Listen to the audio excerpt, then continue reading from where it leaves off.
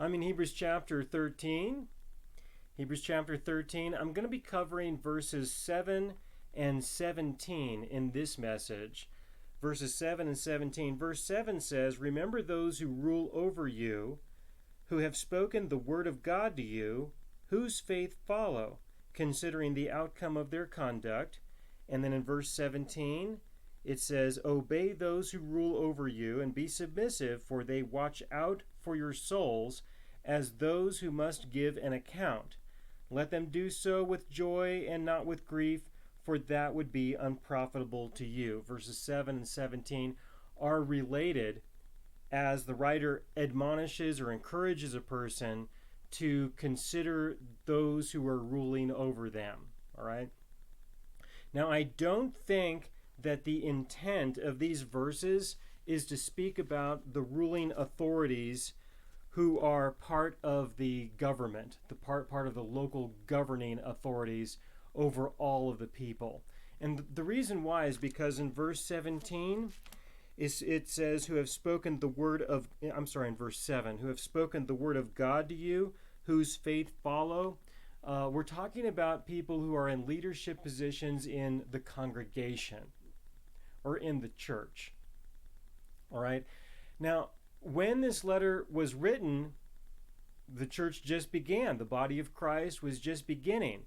And so there was a lot of change that people were experiencing in their lives at this time. And there were a lot of people experiencing a lot of change. And because of that, there would definitely be some problems. It would be difficult to manage this kind of change. All right, now let's start out with the transition that people would have to make if they're going to believe that Jesus is the Messiah. I like to start there and work my way into the scenario of being in this kind of a circumstance.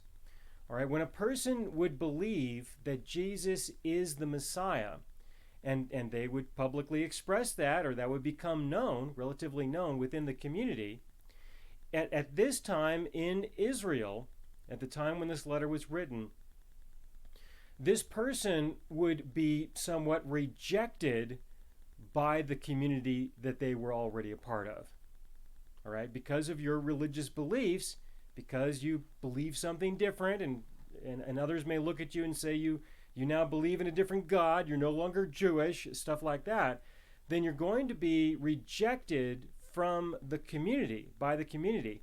You're not going to be considered to be so much a part of what you were a part of before. And it's just normal. It's just the natural result of things. You may find it difficult to find work, for example. Your personal relationships with others would definitely experience a significant disruption. All right? And this is just simply normal. And so the part of the community that you were in before, they would not want you to be a part of their lives like you were once before. And when you are a part of a community of people, in general, there are people who assume leadership positions or leadership roles, whether they are official or unofficial, whatever that might look like. In this case, the rabbis would fulfill a lot of the leadership roles in people's lives. When they would go through their lives, when they would live their lives, and they would experience problems or conflicts, issues in their lives that the governing authorities would not be appropriate to address these issues, then they would look for elders, other people, other leaders in the community to be able to help them to work through some of these conflicts. And some of these conflicts can be huge, and they can require a lot of influence from influential people in order to help work through them, or they can be relatively small, in which case somebody just needs some counsel. They just need some understanding in order to help them to work through those issues by themselves.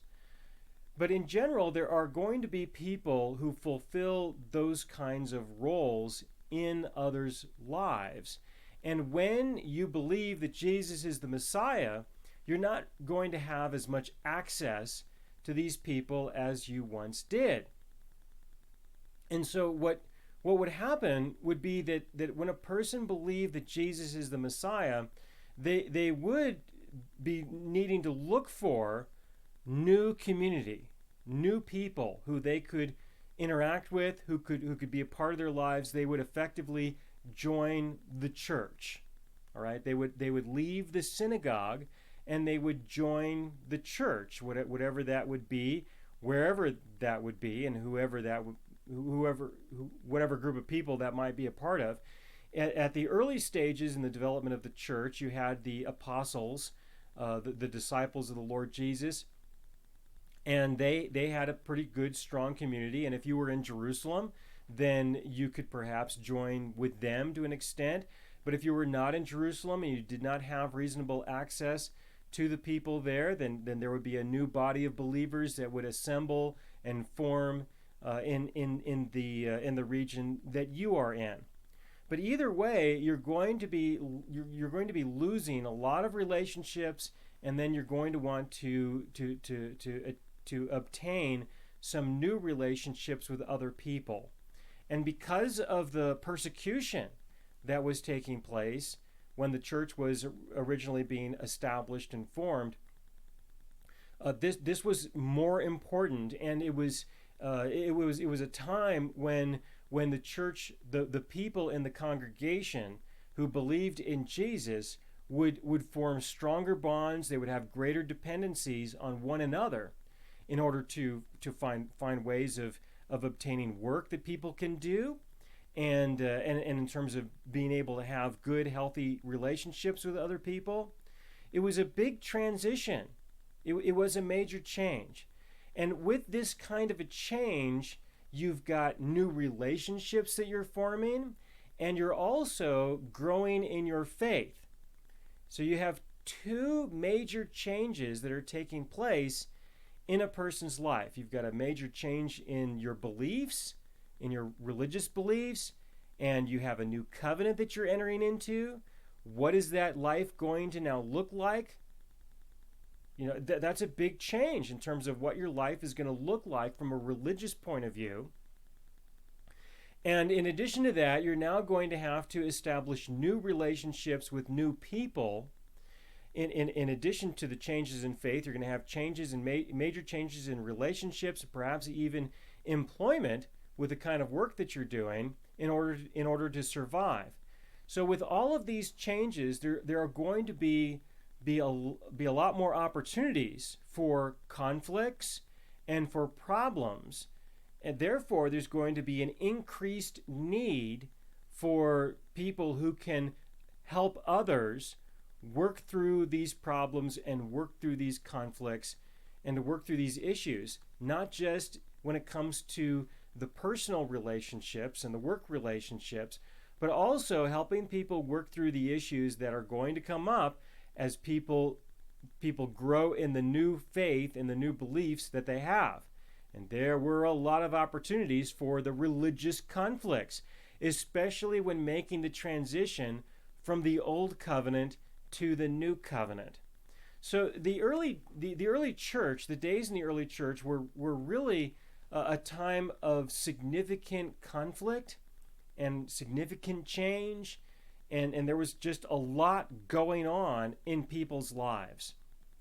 And so to find people who can assume leadership positions was a big deal, and being able to select people to work through some of those issues was kind of a big deal. Right now, I personally, I know what that's like when it comes to people making a transition from the old covenant to the new covenant. I know what that's like because the ministry that I do is unique in the Christian world today. It's not as dramatic as it was during the time when this letter was written. It's certainly not as dramatic, but it is a big deal. It is a big deal because the predominant view in the Christian world today is that, yes, we may be saved by grace, but we are sustained by our works. There is still a strong emphasis on repentance and obedience and the pursuit of blessings from God through what it is that you do or what you don't do. And when I present the new covenant and that we now have a different way of life in terms of living by our inheritance, this will cause a disruption in a person's life if they are heavily involved in a community of believers who believe the gospel differently. All right, when they believe that the gospel is different and they believe that the Christian life is different, and then they embrace what it is that I'm presenting, they're going to have some issues. They will have some issues in their family relationships. They may have some issues in their work relationships as well. And they may very well need to leave their church and become a part of the church that I am working with. And so when they do, when they make that kind of a transition, there will be all kinds of new things to work through and new problems to solve. And people do contact me even from places that are far away from where I am. Because I have an international outreach to reach out to a lot of people on an international basis. There are a lot of people who contact me and ask me for counsel. They ask me for advice and help in working through the problems of life. Sometimes they have a significant conflict with another person. They contact me and ask me to talk to that other person, which in general I don't do. But I know what it is in order to help people work through a lot of these issues in making the transition from being a part of one religious system and then entering into the life in Christ according to the new covenant. It can be a big deal. When people assemble together, and you have a lot of people assembling together in a church setting, which I'm emphasizing that in verses 17 and verse 7, that this mainly has to do with the new congregation. When you have people assembling together, you're just going to have problems and conflicts between people. It's just going to be normal. And there will be a need for leaders to help the congregation to work through these issues and navigate through these issues and grow in their faith at the same time. And so when you have a lot of new believers, then this is going to be a bigger topic. This is going to be a bigger issue. If you have a good group of relatively mature believers, then there's not so much of a need for a person to fulfill a leadership role. But when you have a lot of immature believers, then there will be a greater need. And when you have a lot of them, especially with all the dynamics that are going on, then the authority that the leaders or the rulers may need to have can be greater than the authority that they may need otherwise. There may be a need for them to be very assertive in terms of, this is the present crisis. This is what we're going to do in order to resolve the present crisis.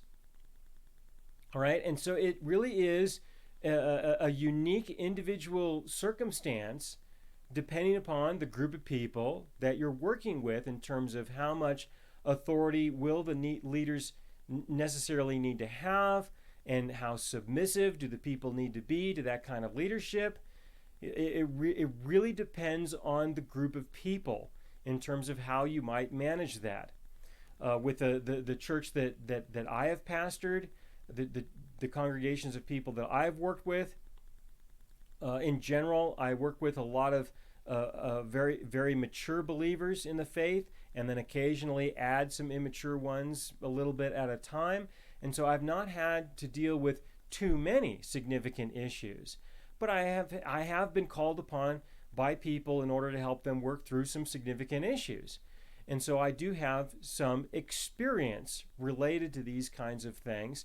And I do have a reasonably good track record of success in helping people actually work through some of these things productively without creating new problems with the solutions that get applied. Okay, but when you have this kind of a scenario, when you have the scenario here in the early church, being able to find good leaders who have experience will be difficult. It's going to be a challenge because everyone is relatively new to the faith. And so it's going to take some time before things get worked out, and maybe even a few generations before good leaders will be available in order to help the church, the local church, wherever it may be, to work through some of these issues well. Sometimes I've had conflicts with people such that I've had to tell people, hey, look, it's been nice that you've been a part of the congregation and the such, but the conflicts between you and other people have gotten to be to such a degree that it's simply time for you to move on to the next church. It's just simply time for you to do that. I've found myself in positions where I've had to exercise that kind of authority, where I've had to tell people, look, it's time for you to move on. That's a form of excommunication in a sense.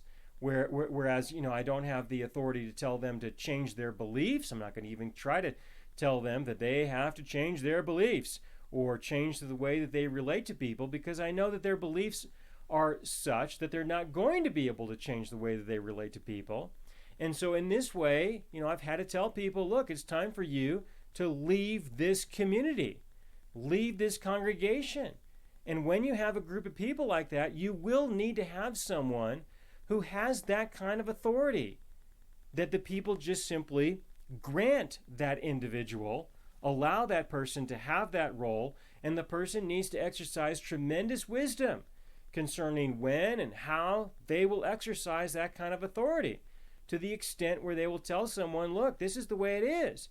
You need to leave. You're not going to be a part of this group anymore. That's a tough one. It's difficult, but sometimes it is required in order to maintain the health of the existing congregation. Otherwise, that person can just simply cause so much of a disruption that people in the congregation may decide, I don't think I want to be a part of this anymore. I don't think I want to be here anymore. I don't think I want to be present anymore, because we got this person who's here stirring up all of this conflict and disruption. And they may feel quite sincere about what they believe and how they're doing it, but it's causing such a disruption that we have to decide, well, are we going to allow people to go ahead and leave because they don't feel at peace here? Or are we going to remove the person who's creating the conflict and the problem? And in general, the better decision is to remove the person who's creating the conflicts and the problems, because that will just simply escalate and escalate to the point where there may be no congregation anymore. All right? And that's not the objective. The objective is to maintain the congregation of people and the health of the individuals. There have been times when I've not done that. I've not told people, look, you need to leave. There have been times when I've told people other things.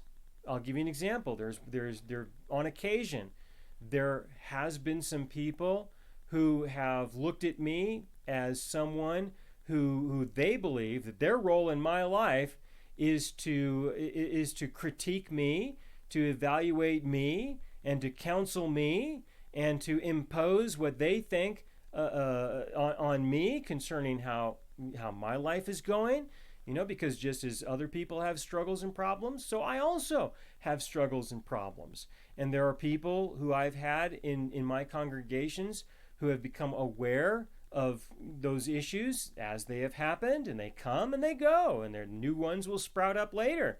And they believe that their role in my life is to approach me and to invade my life experience, and dictate to me what I should be thinking, what I should be doing, what I ought to, how I ought to handle the problems that I have going on in my life. And I can certainly appreciate the interest that people have, and I've been able to tolerate a lot of people and a lot of these attempts to try to be of assistance in my own personal life and in the problems that I get to deal with as well.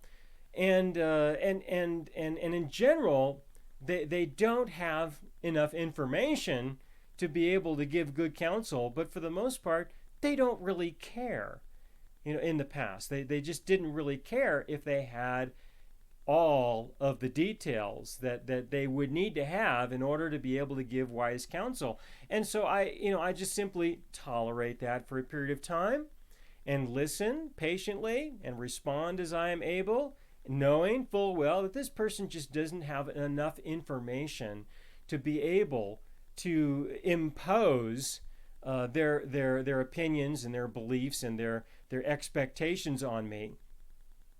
But at a certain point, there has been a few occasions at a certain point where I have had to tell them directly, listen, what you're doing may seem correct to you, especially because apparently because I'm the pastor of the congregation, I'm required to listen to you whenever you have something that you feel that I need to hear. And so because I'm the pastor, apparently you think that if you have something to say to me, that I'm required to listen to whatever you've got. But what you're doing in imposing yourself on me concerning certain beliefs or certain ideas concerning how you think I should be living my life and how I should be solving some of the problems that I have, what you're doing is reaching the point of being a bully towards me. And I remember there's one person who I tolerated this bullying for years. Over 10 years I tolerated this. I knew when I was done speaking and this person decided to come up and talk to me, that I am now going to be bullied by this person. They're talking to me as if I really have some kind of an interest in what they have to say, and I just didn't. All right, not because I had something against them, but because what they were saying, all right, what they were communicating, while they felt that what they were saying was quite important to me, it had no relevance to anything about me or what I spoke on at all, And so there are people who are just plain bullies in other people's lives, in which case I have had to tell them on occasion, listen, I think I am done listening to you. I'm done. All right? I'm not interested in having a conversation with you anymore. I've been tolerating you for long enough, and I am done. I'm finished. If you want to talk with other people around here, by all means, you go right ahead. If you have other people who will talk with you or you want to talk with them, I'm not gonna get in the way of that. And so in those kinds of circumstances, I didn't remove them from the church. I just simply removed them from me, in that sense. To let them know, hey, I as a person, I'm not interested in tolerating and dealing with this anymore. Okay? And there are times when it's appropriate to establish pretty serious boundaries with other people, even to that extent, and everyone should be able to do that, and to me included. And so I have done that, and then eventually they do leave the congregation on their own, because the fact of the matter was that everyone else was relatively done with these bullies as well, and there's been a few of them that I've encountered. And so the authority that a person exercises or that a person has, they need to have wisdom concerning how they use it in order to solve the problems effectively as they can, without creating bigger problems that may result from that. And the idea of removing someone from a congregation entirely is not always necessary. It can be better to try to encourage a person to the extent where they will depart on their own, if that really is the appropriate direction that a person needs to take. All right. Now, when it comes to selecting a person to fulfill this kind of a role, all right, when it comes to selecting a person, the people need to have some degree of wisdom, or they should have some degree of wisdom in selecting someone for this. Now, in the early church, when you've got a lot of new believers who are sprouting up, there may not be a lot of options available. Okay, in today's world, in the world that we have today, where there are churches everywhere, and in some communities they have a church on every corner, and in other communities they not only have a church on every corner, but they have churches in between the corners too. I mean, there's just congregations of people everywhere with their particular religious persuasions. And when you have a variety of congregations like that, then the way that this is established is you go to a church and then you decide if you want to submit yourself to the present authority or not. And if you don't, then you move on to another congregation. That's how you handle it. And so you're not really selecting the person there unless you are already an integral member of the congregation, and the congregation as a whole make a decision that they want a different pastor in that sense. But in the days of the early church, that's not really how things were working out. You have a lot of people who are coming to the faith. Everyone are new believers, and the number of people can be large in one area, small in another area, but everyone is trying to settle in and trying to define a new community. All right, during the time when this letter was written, there were new communities that people were trying to define in general, except what you had in Jerusalem, for example, where you had the disciples who became the apostles, and people would try to join in with the existing church that was there. But in other places where you have new churches that are beginning and new churches that are sprouting, you're going to need to select someone. You're going to have to choose someone. And so how do you do that? Well, how you do that is important, because you want someone who can really be helpful. All right. Now, one of the beliefs that people have today is that we need to find someone who is well educated. That they went to school. They went to seminary, for example. They went to some kind of Bible college, and so they can help people work through the problems of growing in the faith, all right, of making the transitions from unbelief to belief, or maybe making some adjustments and corrections to what they believe doctrinally. We just need someone who is well educated. That person can be qualified in a sense because they've spent many years studying the scriptures and studying these kinds of problem-solving techniques. And there can be some value in that. I don't want to take that away entirely. But in general, the better selection for a person to be in a leadership position is someone who has had some experience in working through and solving the problems of life for themselves. All right. Now, what I mean by that is not someone who has had experience helping others solve the problems of life, but someone who has had experience solving their own problems of life, that they can be a much better choice when it comes to having someone in a leadership position of some kind. In other words, instead of finding someone who's been educated by somebody else but has no real practical experience in working through their own problems, it's better to find someone who has had practical experience working through their own problems and working through their own adjustments. All right. For example, if you have someone who is well educated in things and they've been given the instruction and they've studied books and they've studied examples of how to work through the problems of life, they may not have enough information. They may not have the extensive multi-dimensional dynamics that could be going on. They studied chapter 1 and chapter 5 and in the relevant subject material, but they may not understand the additional dynamics of other complexities, of other issues of life that just simply were not a part of that curriculum, all right, that are a significant part of that. And so finding someone who is experienced in working through their own problems can be a big deal. But, this is a problem, okay? This is a problem that many churches deal with is, do you want to select, who do you want to select to be in the leadership position? And in general, people want to select someone who has a certain model of life.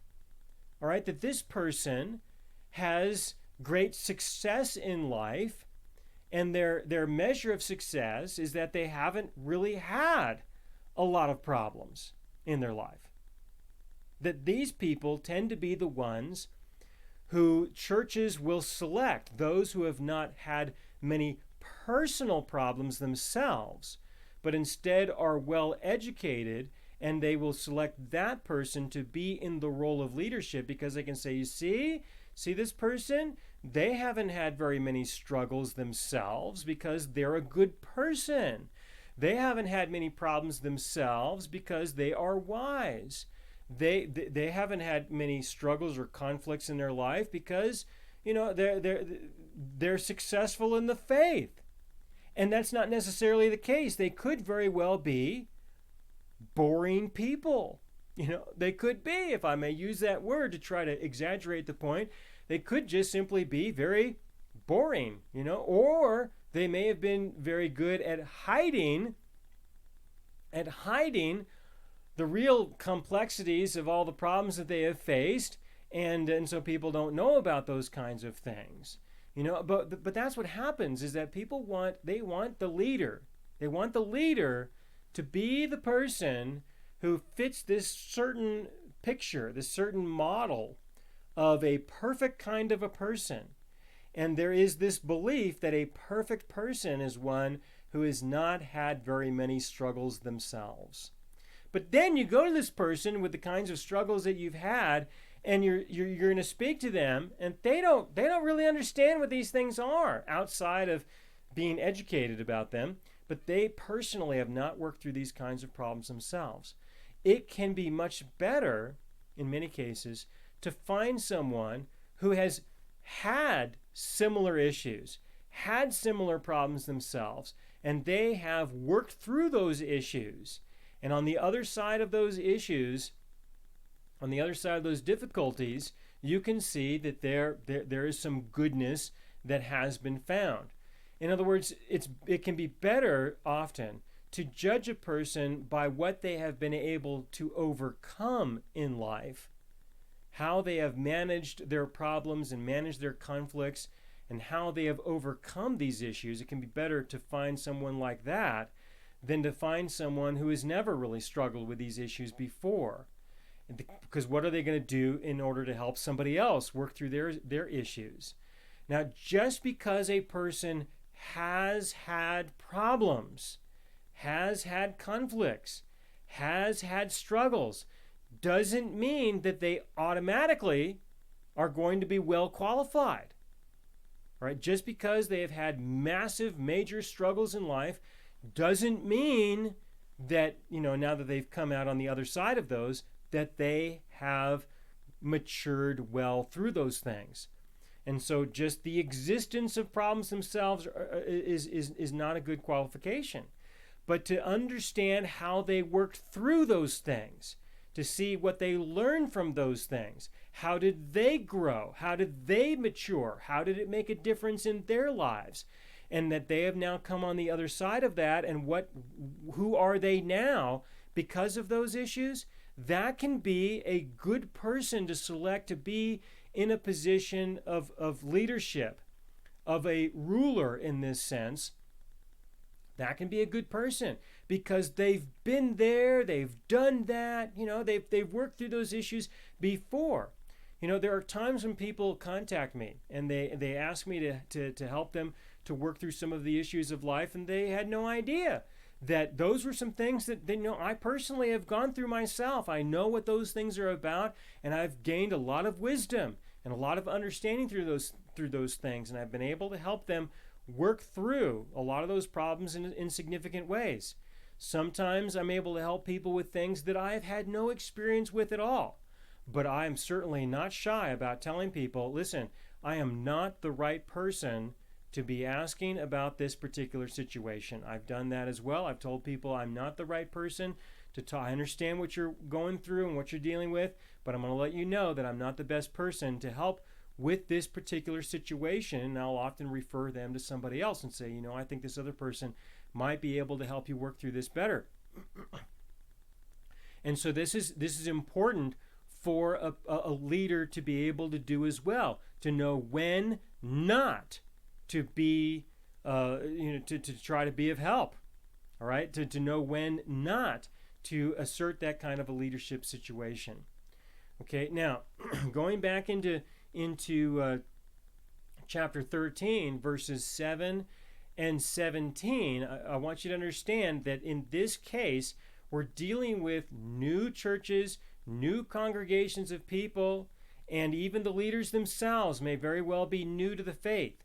And so in order to keep people moving forward in a good direction, sometimes they may need to have a little bit more authority and assertiveness and exercise that than usual.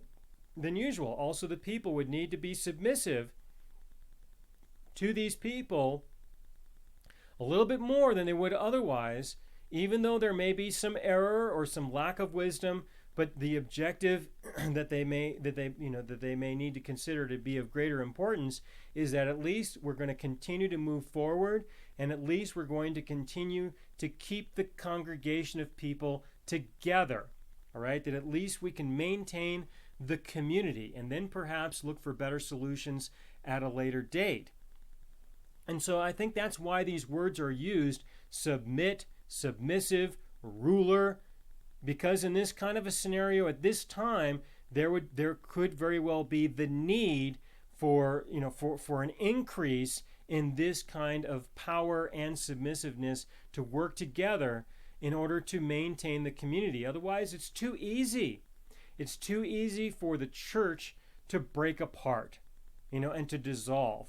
And in this case, when people are experiencing significant, dramatic changes in their lives, and their faith may very well depend on it, because now that they believe in Jesus as the Messiah, they're no longer going to be a part of a previous community. They really need to have another community to be a part of.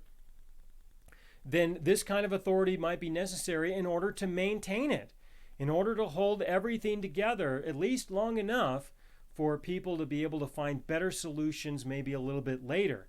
And if there can be an understanding of that this is what we're going to do, this is what we're going to do right now, this is how we're going to work through these things right now, understanding that this may not be the best way, but it's a way, and then we'll look for better ways in the near future. All right, that's a way for people to work through some of these dynamics. Now, in verse 17, I'm going to start in verse 17. It says, "Obey those who rule over you, and be submissive, for they watch out for your souls, as those who must give an account. Let them do so with joy and not with grief, for that would be unprofitable for you." I'm going to address the second half of this verse first. The second half refers to let them do so with joy and not with grief, for that would be unprofitable to you. What I believe he's conveying there is, listen, if you've got someone who has this position in the life of the community, then don't give them any more grief than would be necessary, all right? Try to have some understanding and try to have some patience with them, because it's not going to be profitable for you, because your objective is to maintain the community, all right? That is a greater value than of increasing the frustration that the rulers are going to have. Don't increase the frustration that they have any more than what may be necessary, because remember that you are a part of the community, and it would be more profitable for you that the community as a whole is able to manage and navigate through the decisions that the rulers are making, even if they may not be the best ones. And you might have a solution that could be better, but try to find a more appropriate way or a more appropriate time to reduce the amount of grief that the ruler is going to have to work through in order to get through that. All right. So in this case, you have to understand that sometimes you may have better solutions, but they may not be something that can be applied right away, and that you're going to have to let that go and have an understanding of that and have some patience, because these people are under some tremendous pressure already. All right, to be in a leadership position, to rule over a congregation of people in this respect, to have these kinds of responsibilities, to be helping others work through the problems of life is hard. Okay, it's hard. It takes time. It takes effort. People who are helping others work through those things, when I've helped people work through those things, I could be spending 2 or 3 days just thinking about, how can I help this person? It's going to be a topic on my mind. It's going to distract me from other things that I could have been doing, or other problems I could be working through or solving. All right? And so do not increase the grief, of those who are working through these things and are trying to accomplish these things, because that's not profitable for you in the overall sense.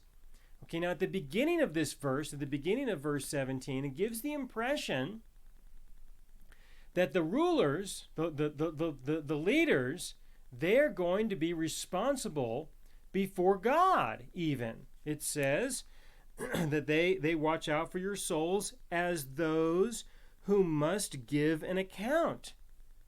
All right, as they may need to give an account before God, whereas it could be, I don't think this is going to be the case, but it gives the impression that they may go before God and God is going to question them.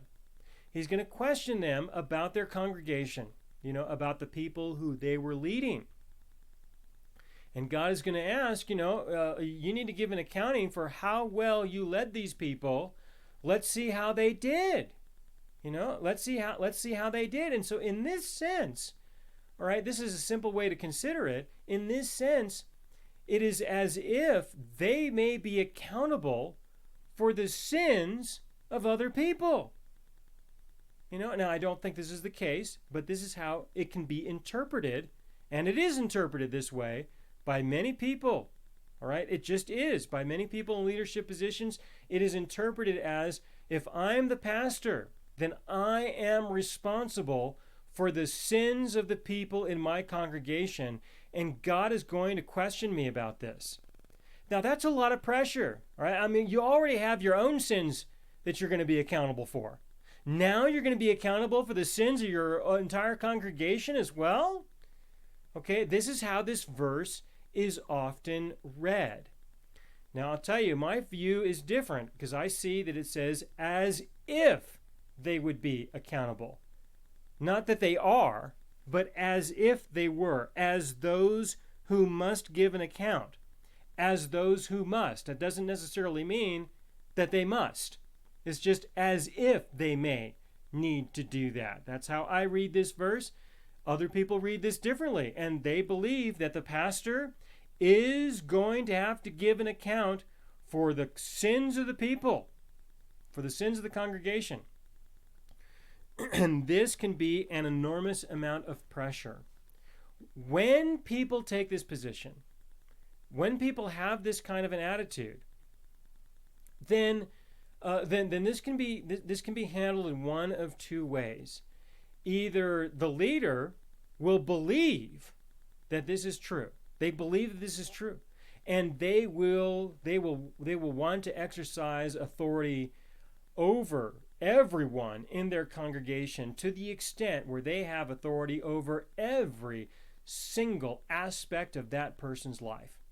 And they will believe that they have to have ultimate power over every aspect of a person's life. When they're in the church building, when they're out of the church building, it doesn't matter. They need to have total, absolute authority over this person, because the pastor is going to be accountable for whatever sins they commit, for whatever they do. And if they believe that God is going to hold them account, they're going to, by default, have some serious control issues. All right, some serious control issues with regards to how they relate to the people in their congregation, to the extent where, if they find out that this person is potentially engaged in some kind of sin, or maybe they are, they will call this person in call this person in to say, hey, I'd like you to come by and have a conversation with me about some of the things that are going on in your life. This is something that's becoming known a little bit in the congregation, and I'm the pastor, and so I'd like to talk with you about these things. And then you show up, and you find yourself before like a 7-member panel or of a tribunal of the elders of the congregation, led and headed up by the pastor, that you walk in front of, as they now are going to exercise serious judgment against you and properly inform you that they have total authority over every aspect of your life, and they will issue their demands or you will be excommunicated. And I know I might be exaggerating a little bit. In many cases, it's probably only a 5-member tribunal or maybe a 3-member tribunal. But this is how people are sometimes. I know pastors like this, and that's how they relate to their people. And they do so out of sincerity. They do so because they genuinely believe that they have to do this because they are going to be questioned by God about how they handle these kinds of scenarios. And then there are others who don't really think that they're going to be questioned by God at all. They don't really believe that at all, but they really like to have this kind of power over other people's lives. All right? And then you've got those who do the same thing, relate to their people in the same way without the belief that God is going to hold them accountable. And these people not only have control issues, but I think that they are better classified as control freaks.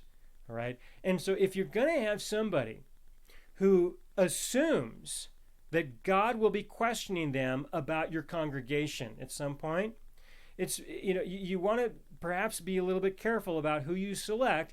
It can be better to select someone who's just simply got these control issues and sincerely believes that God is going to question them than to maybe select a control freak who doesn't think they're even going to be questioned by God about this at all, but genuinely love to have this kind of power and authority over other people. And other people, they like to have a pastor in their life who has this kind of control, who has this kind of authority, because they want the pastor to have this kind of responsibility. Takes the responsibility off of them, give it to somebody else, and there are people who will conform to that just because it gives them a sense that it's not them who God is going to question, it's the pastor who God is going to question. And the pastor is going to have to suffer for their sins more than their own, because the pastor needs to figure out how to help them to live their life and to work through their issues in their lives. And it's just a form of dysfunction that exists.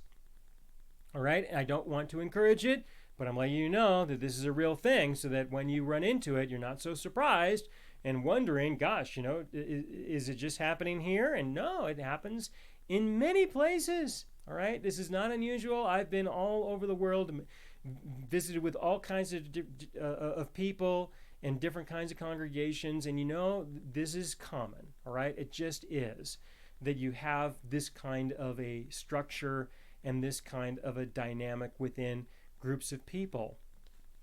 Okay?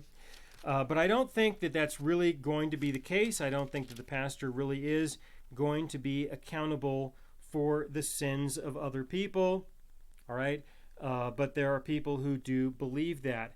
So again, in verse 17, obey those who rule over you and be submissive, for they watch out for your souls. And this assumes that they are genuine, about your souls. And they are sincere. And if they are not, then you have a whole new group of issues. And if they are, then you have issues, but they're not necessarily as bad as the issues could be. Now, there is another way to view this, and you need to be aware of this as well, from the perspective of church leadership. And you'll hear this a lot in different ways, where they will say that a person, a Christian, must have a ruler in their life.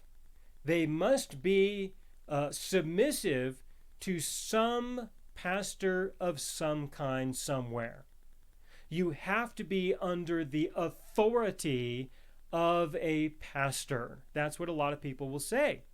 And this is one of the verses that they're thinking of, that they're referring to.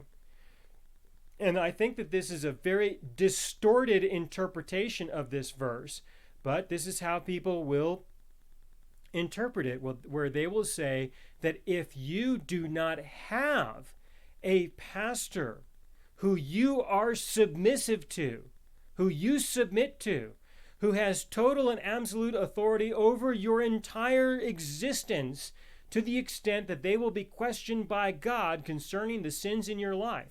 If you don't have that, then you, as a Christian, are in violation of Hebrews chapter 13, verse 17. You are in sin if you are not under the umbrella of church leadership. You are sinning. You are evil because you are not fulfilling what is expected in Hebrews chapter 17, chapter 13, verse 17, which I think is a distorted interpretation of this verse. But this is what some people believe. They want to believe this. I don't think that was what was intended by this verse, but that's how a lot of people use this, and I thought I mentioned that this is the case and not be so surprised when you encounter people who have this kind of an attitude. I hear from people occasionally who look to me as if they want me to fulfill that kind of a role for them. Where they will say, I want to be submissive to you. I want you to be the authority in my life, and in general, what I tell people is, not a chance. I'm not going to do that. I'm not going to have that kind of responsibility in your life. I'm not going to have that kind of authority in your life. I'm not going to, and I just won't talk to them anymore. I won't take that kind of a position. I think that's a distorted view of this verse. Now, folks, if I've got a congregation of people that I am helping, that I am leading, that I am pastoring, and they want to see me in that context, I can understand that to an extent, and I will assume that as it is appropriate. But in general, I will exercise the least amount of authority as would be necessary in order to reach the objective of a person growing in their faith. All right, to oversee a person's soul is that they may grow in their relationship with God, not grow in their dependency on me. And so whatever dependency they may have on me, if I assume that, if I accept that, I will be accepting that with the intent that this is only a temporary circumstance, and that the objective is to remove that dependency so that they through their relationship with God will have the least amount of dependency on me, not the most amount of dependency on me. And I believe that is the most appropriate way for leaders to be relating to other people. Listen, one of the main reasons why I'm spending so much time on this and communicating this is because these messages that I'm presenting them for the purpose of helping people build their own congregations in their own local communities. And when you build your own congregation, I'm not going to be able to be present there. I'm alive right now when I'm recording this, and I can be available for people to help them work through some of these issues, even though they're far away from where I am. I can be available. People can contact me by phone or by email, and maybe on occasion I can personally visit them. But in general, you're going to have a congregation of people, and someone is going to be directed to be in the leadership role for your personal small church, your fellowship, your community, your congregation. All right, and so I'm mentioning these things in order to assist you and to help you to be wise about selecting a person, or for a person who may want to be in that kind of a position, for them to be wise about how they assert themselves in this kind of a position, and to have an understanding that their purpose is not to increase people's dependency on them, but their purpose is to decrease that and to help people have an increased dependency on their God, to be led and guided by the Holy Spirit of God, not by some leader or some pastor, some great authority who has total command over their existence, which can sometimes be the case. And look, in every community of people, you're going to find people who want to be in control. You're going to find people who are either total control freaks, or they're wanting to do this because they really want to be good with God, and they want God to question them about how well they did, and they want to be able to say things went well. They may have great sincerity, or they may have great insincerity. And you need to be aware that these people may not be the right people to select for these purposes. They just might not. Okay? There can be better ones. And the better ones really are those who have already had big, deep, serious struggles in their own lives, and to consider how they have changed through those struggles, how they have overcome those kinds of struggles, that they would be able to help others work through those things as well.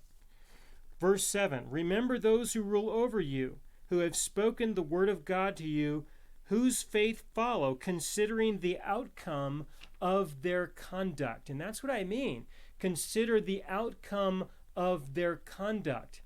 All right, after they have worked through the struggles and solved the problems of life, what is their conduct now? All right, their conduct, how they live, how they deal with their own issues, how they work through those kinds of issues, is worth considering.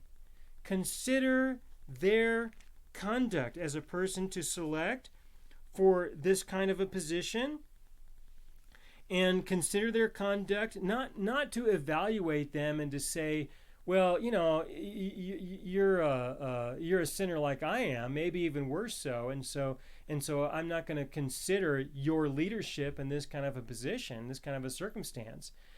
Consider their conduct, but not for the purpose of rejecting them because they're not doing so well with some things, but be considerate and be wise concerning whether or not they really can be of help. All right? Just take it into consideration. All right, so that's Hebrews chapter 13, verses 17 and 7. Those two verses go together, and I'll address the verse 8 and following from there in the next message. Thanks.